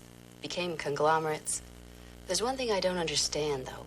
Why did you give up your empire to become a detective? Well, I guess my priorities changed. I suddenly realized making money was not the end all. I'm beginning to wonder if it isn't time for my priorities to change. This centerfold contest, the international telecast, my fast budding chain of hotels, they all seem so terribly important to me. Before I got this telex. It's addressed to you. Apparently you've been making inquiries, but my hotel manager thought I should see it first.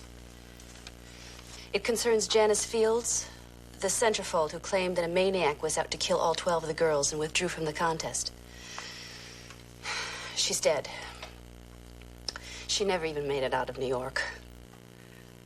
A janitor found her body in the hotel basement. She'd been dead for 2 days.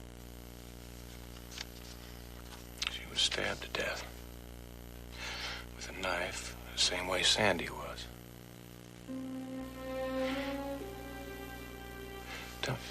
Janice was Miss January. Sandy was Miss February. That means the killer is working chronologically. Now, who is Miss March? Oh, Miss March, Gilda Rivera. What room is she in? Oh, I don't know. I can't think. Well, you've got to think. We don't have time. 602. 602.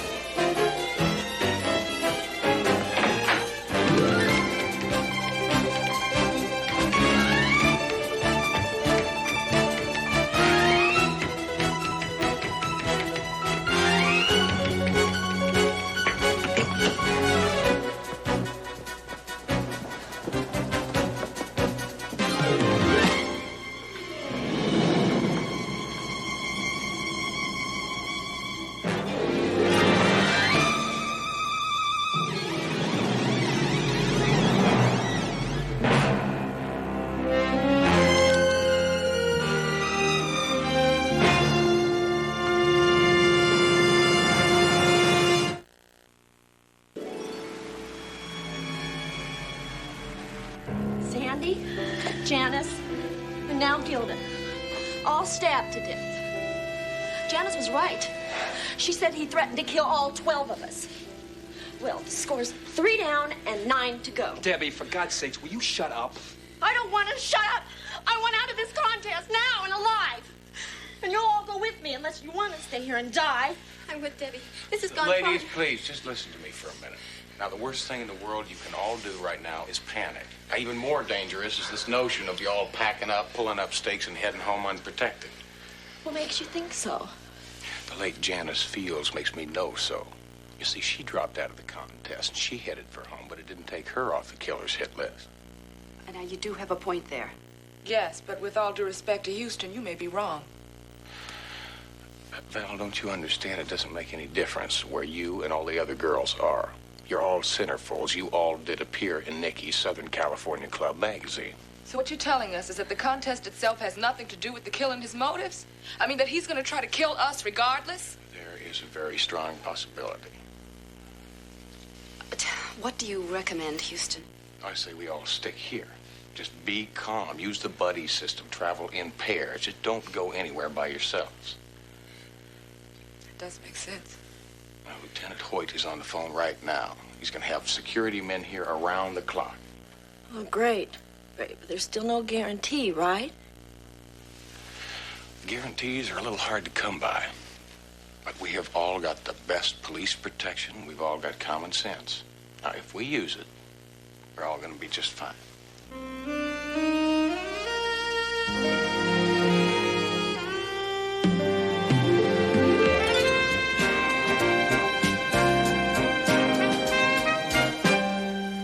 Ready when you are, CJ. Oh, I was ready about 20 minutes ago and it was still only 5 o'clock in the morning. Now, I punched in the key players who were in New York when Janice was killed. Starting with Nikki Sheffield. She began as an actress, apparently a very good one. Then she became a one-woman conglomerate when she started the Southern California Club. Not to mention her Southern California Girly magazine. She also managed to get herself in hock to the IRS for $3 million. Now, I checked that out, and her empire is in jeopardy. But she can get out of hock if she has a blockbuster rating on the centerfold telecast. You mean pay TV? Nikki will receive a fixed sum of money for every household that tunes in, and the telecast will be worldwide. CJ, that's a pretty cold-blooded thought. I mean, to kill 3 centerfolds just to increase your audience, publicity reasons, hype. Well, here's Eric Jason, photographer. It's also Nikki Sheffield's right arm. From what I have seen and heard, if Nikki ever got in trouble, he could probably... Kill for her. Right. Who's next? Orson and Dina Lowe. He's the Broadway producer, and she's the bottled and bond spouse.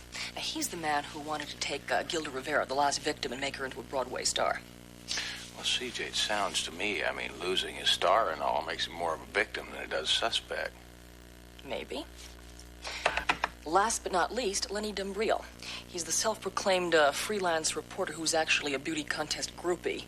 Sounds like an expensive hobby. How's he do it? Once a month, his parents send him a 4-figure check to stay out of their lives. Greater love hath no parent, huh? He's very, very bright, high IQ, and a social misfit. A good word for him would probably be weirdo. What else does our friend do besides be a professional girl watcher? Well, now, don't get mad, Houston, but I saved the best for last. This is the dessert. Came in about a half hour ago. Dumbriel, besides being a weightlifter and indulging in a smattering of satanic worship, is also a Charlie Manson groupie. CJ, you know this for a fact? Watch this. Look like someone you know? Well, it could be Dumbriel. How can you be so skeptical? Look at this.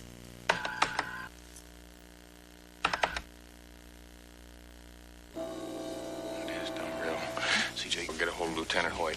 Well, don't go so fast. That was just a teaser. Houston, be careful. He was in a mental institution.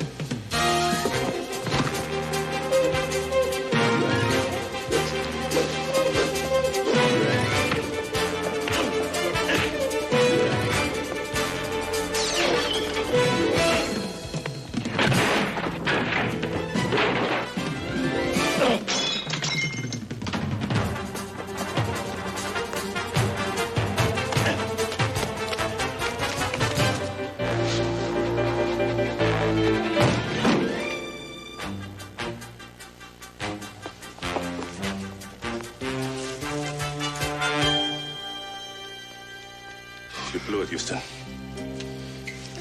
You really blew it. Now we gotta catch that crazy the hard way, if we can find him. Well, all we have to do is come up with some solid evidence. You have any luck? Only the murder weapon with Dumbrill's prints all over it. Showed up in New York, in the hotel where Janice Fields cashed in. Dried blood all over the weapon. A perfect match. Well, maybe I did blow it. All we have to do now is find him before he strikes victim number 4.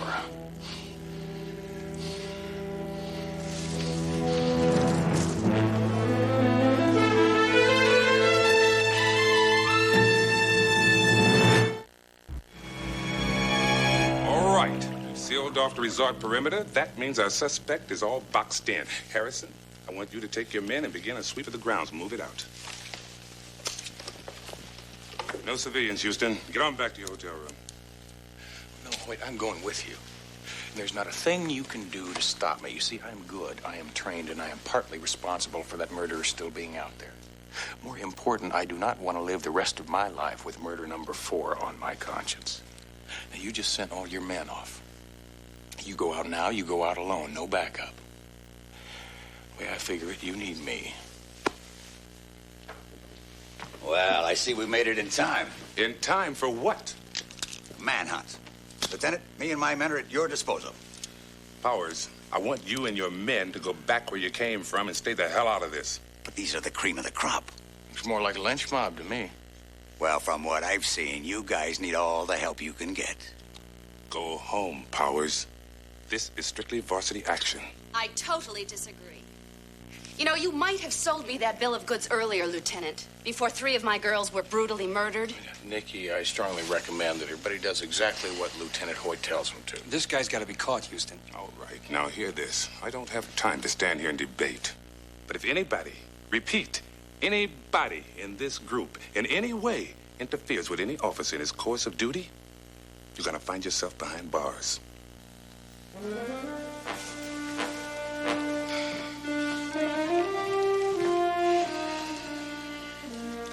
Powers, get going. Yes, ma'am. Don't you worry about a thing. Let's go.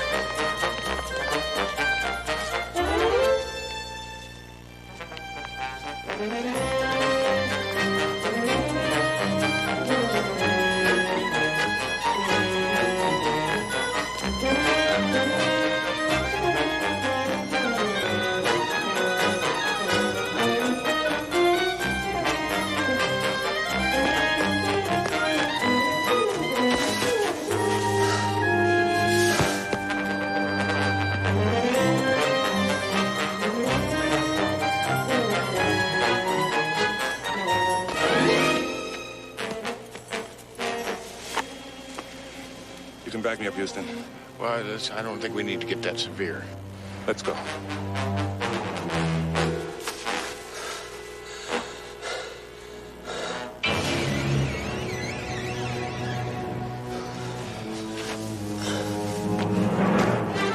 Don't move, Dumbrill! Police! Do what he says, Lenny! Fire! Cease fire, you idiots!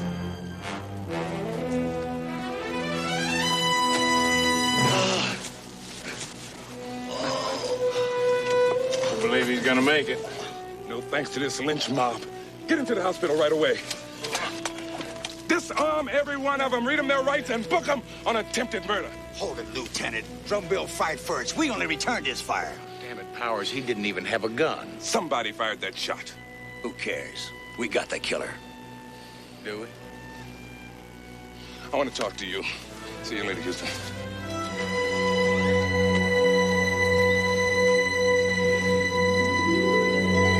Are you positive of that?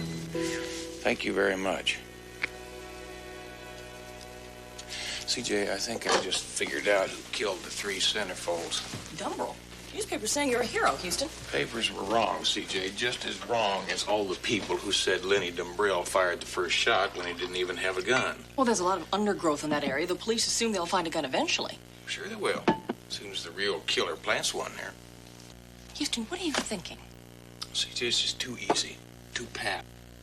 Lenny Dumbrell is perfect fall guy. I mean, think about it. He's a loner, devil worshiper, Charles Manson groupie.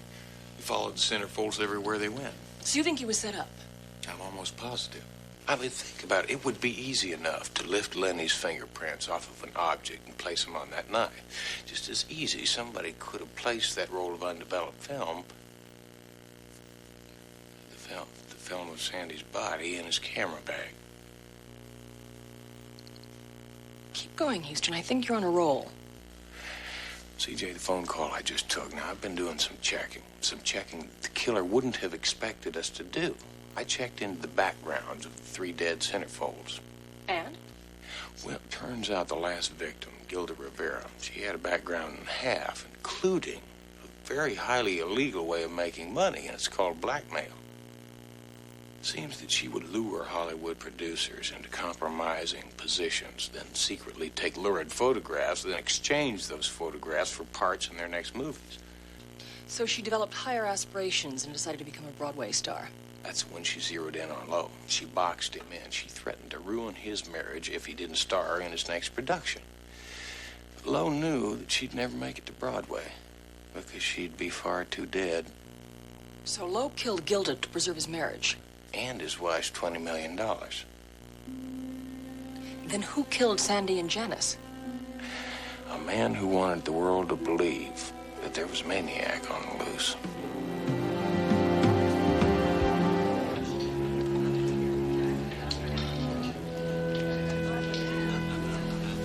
Phone for you, Mr. Lowe. Thank you.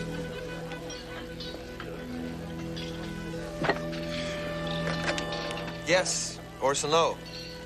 Yes, I'm a friend of Gilda's. Who's this? I'm the person who's in possession of the negatives featuring you and Gilda Rivera. Very interesting stuff, Mr. Lowe. I'm aware of the fact that those negatives are valuable. But because I have a little cash flow problem, I'll mark them down to $10,000 just for you. $10,000? I don't carry that kind of cash around with me. Well, that's why they invented banks, Mr. Lowe. 1 hour, all cash. Meet me at the tramway. By the way, I'm the one who won't be wearing a carnation.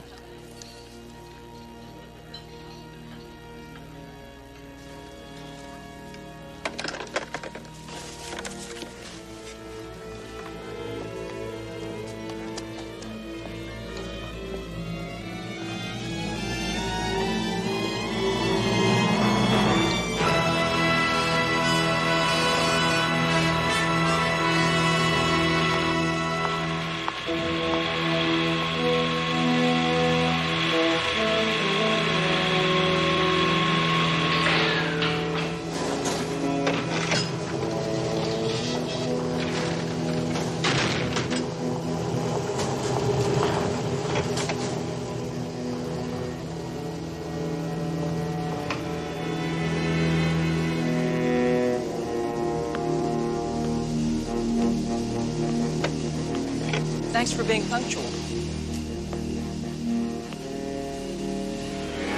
Just exactly who are you? And how did you get those negatives? First, the money. The negatives. Right there, Lowe.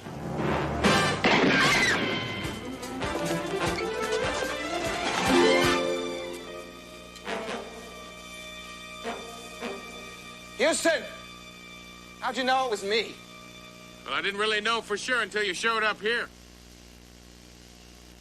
Question. Why'd you kill 3 girls just to silence one blackmailer when you could have killed your wife and inherited $20 million? That has been my problem all along. I guess Dina knew if she ever put me in her will, it'd be like committing suicide. You mean to tell me you killed 3 girls just to protect your meal ticket? Yeah, I guess that was a little selfish, wasn't it? Sirens are coming here, Lowe. Would you throw down your gun, or are we gonna have to play hardball? All right. I said I was selfish, not crazy.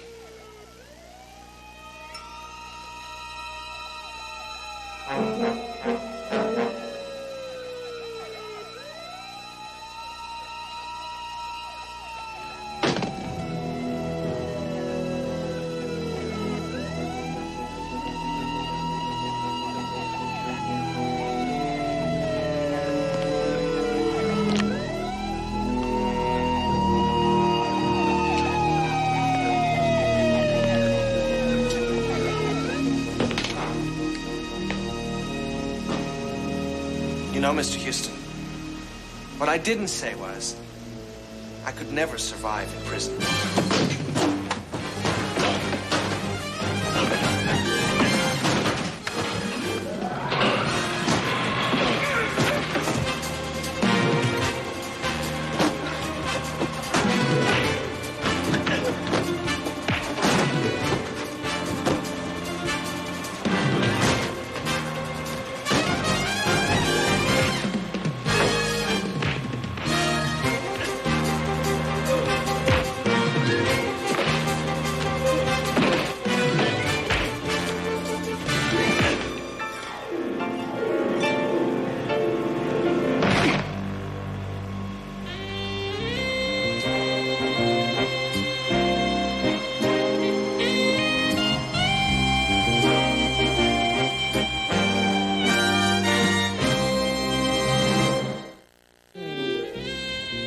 Houston, come on! My plane leaves in 20 minutes. Be there in a minute, CJ.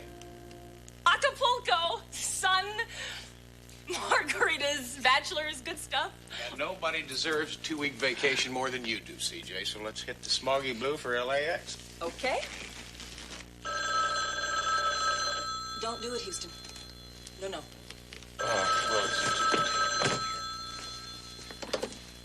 Houston. Yeah. I will. CJ, that's some good news and some bad news. Don't tell me, Houston. Well, now, wait. The good news is that you still get your 2 weeks of fun in the sun. The bad news, however, is I'm not real sure when you're going to get it. See, now, we just got a nifty case. There's this business tycoon. Now, he's been arrested for killing...